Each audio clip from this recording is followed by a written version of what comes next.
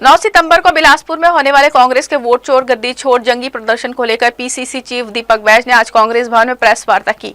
उन्होंने कहा कि बीजेपी और चुनाव आयोग के गठजोड़ को जनता ने सामने उजागर किया जाएगा। यह प्रदेश स्तरीय प्रदर्शन प्रदेश प्रभावी सजीद पायलट के नेतृत्व में होगा, जिसमें हजारों कार्यकर्ता और आमजन शामिल होंगे। बैज ने कहा कि वोट चोर गद्दी छोड़ अभियान का उद्देश्य लोगों तक यह संदेश पहुंचाना कि किस तरह से चुनाव में हेराफेरी की गई।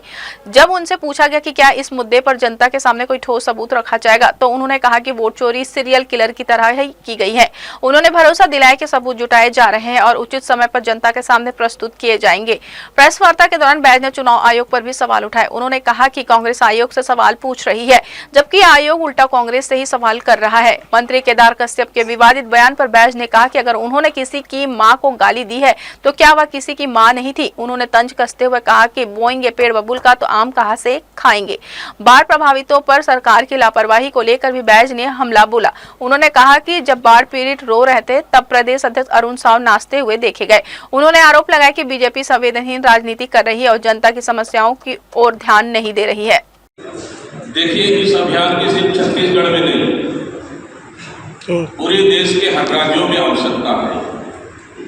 ठीक है, बिहार में अभी आने वाले समय में चुनाव है, लेकिन जिस तरह से ये सरकार छत्तीसगढ़ से शुरुआत की, छत्तीसगढ़, मध्य प्रदेश, राजस्थान, फिर उसके बाद फिर हरियाणा, महाराष्ट्र, इन राज्यों में मतलब बिल्कुल एकदम